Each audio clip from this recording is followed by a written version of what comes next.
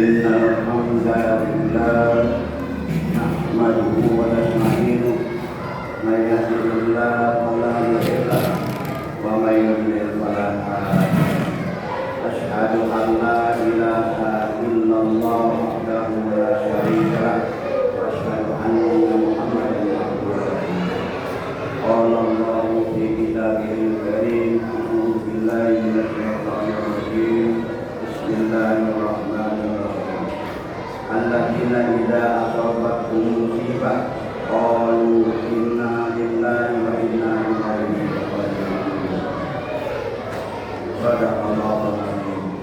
Bapak-bapak, saudara-saudara yang dimuliakan Allah, alhamdulillah wa syukurillah yang berbahagia ini kita masih bisa menunaikan kewajiban kita yaitu sholat Jumat berjamaah. Mudah-mudahan segala amal ibadah kita dicatat di sisi Allah Subhanahu wa taala sebagai amal yang merupakan amal soleh. Amin. Allahumma shalli wa sallim ala Muhammad wa ala alihi wa sahbihi. Amin. Qala Rabbu fi kitabil karim ya ayyuhalladzina amanu taqullaha haqqa tuqatih wa la tamutunna illa wa antum muslimun. Bapak-bapak, saudara yang dirahmati Allah, dalam kesempatan khutbah yang singkat ini saya akan membawakan suatu khutbah kalau boleh dijudul adalah sabar dalam musibah. Sebagaimana ayat yang telah saya bacakan dalam mukadimah tadi yaitu surat Al-Baqarah 186 berfirman, saya ulangi, alladzina idza asobatkum musibah, orang-orang yang apabila menimpa mereka musibah qalu mereka berkata inna lillahi wa inna ilaihi raji'un. Sungguhnya musibah ini berasal dari Allah dan kita sekalian berasal dari Allah akan kembali ke Allah. Itulah ucapan orang yang beriman. Menurut hemat kami, janganlah sekali-kali ketika kita mendapat musibah kita mengeluh. Kalau kita mengeluh hanya mengeluh kepada Allah. Padahal bagi umat Islam tidak ada sesuatu yang jelek, semuanya baik. Ketika mendapat kemenangan kita bersyukur, mendapat rezeki yang banyak bersyukur. Ketika mendapat musibah kita bersabar, bersyukur mendapat pahala, bersabar mendapat pahala. Bahkan Rasulullah pernah berkata bahwa beruntunglah orang beriman, tidak ada ruginya mendapat rahmat bersyukur, mendapat musibah bersabar. Syukur dan sabar mendapat pahala yang besar. Sekalian yang dirahmati Allah, berbicara masalah musibah tentunya ada sebab, bukan musibah datang sendiri. Yang mana di dalam Al-Quran dikatakan doharul pasada fil barri pasada fil barri wal bahri bima kasabat aydin nas. Kerusakan di darat dan di laut disebabkan ulah manusia. Seolah-olah kalau manusia beriman dan bertakwa musibah tidak akan turun. Emang nyata Pak.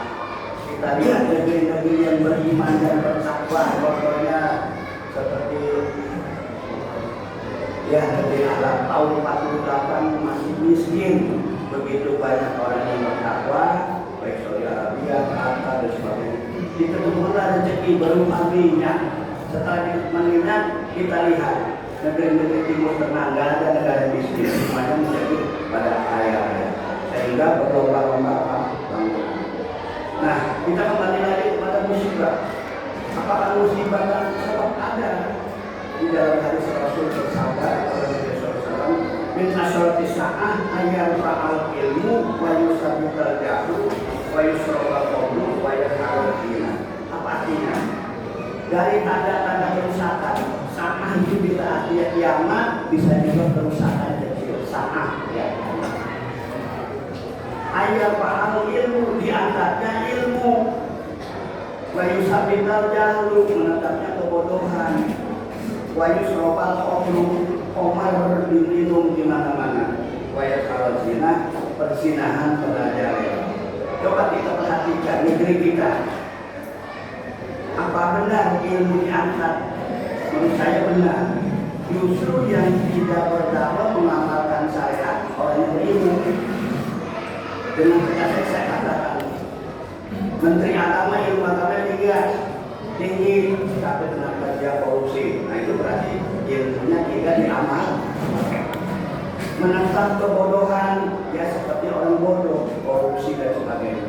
Dan yang lain-lain yang korupsi itu mayoritas Muslim, bahkan orang Nasrani jarang Muslim. Artinya sudah ada tanda kerusakan. Bayu serobat kobro di mana-mana koper diminum dari tingkat desa sampai tingkat kota. Buktinya naik ke masyarakat, ya kan? Tempat-tempat nanti tidak sebagainya. Padahal zaman Pak Harto sudah diberantas. Giliran ada Muslim yang mau memberantas, anggap saja Habib Rizik dianggap aliran keras. Padahal akhirnya kemaksiatan meraja hebat. Dan ketiga, berbayar kalau zina merajalelanya perzinahan. Kalau Bapak pengen tahu di mana, buka YouTube. Bahkan di Jawa, naudzubillah dari kiai menggauli santri, naudzubillah dan jadi bacaan musibah itu bukan tanpa sebab. Nah, negara kita Indonesia pada saat ini sedang mendapat musibah yang besar. Kita lihat di Aceh, diterjang banjir bandang atau rob sampai korban, kemudian turun ke Medan, kemudian turun ke Padang. Nah sekarang justru turun ke Jakarta. Mana itu? Tahu pelabuhan Muara Baru, tanggul jebol, akhirnya air merajalela ke perusahaan. Kalau tidak cepat dibendung bisa sampai ke Monas. Itu berarti musibah.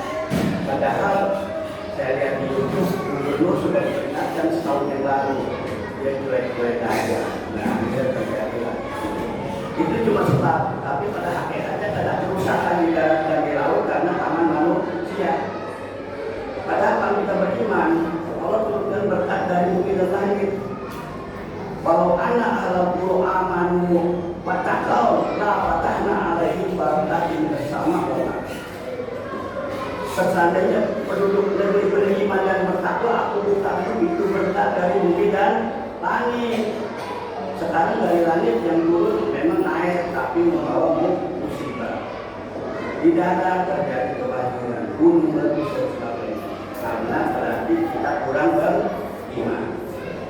Makanya untuk sekalian berkata, hari kiamat tidak akan terjadi kalau di dunia ini masih ada yang mengucapkan la ilaha illallah. Jadi orang muslim itu harus berbangga orang-orang kafir. Nanti ketika muslim sudah tidak ada, habis, tinggal orang-orang kafir, barulah terjadi kiamat, kemungkaran yang luar biasa dan sebagainya. Nah tanda-tanda kiamat sekarang ini sudah ada Pak. Mana itu? Palestina digempur oleh orang Yahudi siapa? Israel yang dipimpin oleh Benyamin Netanyahu. Bahkan bersekutu dengan Trump. Trump itu mencaplok siapa itu? Greenland, kutub utara, Iran juga digempur juga.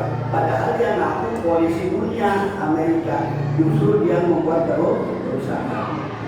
Nah kita berdoa aja sebagai muslim, mudah-mudahan terutama saudara kita yang di Palestina, di Iran, di Irak, Suriah, dilindungi oleh Allah Subhanahu wa Ta'ala. Sekalian dirahmati Allah.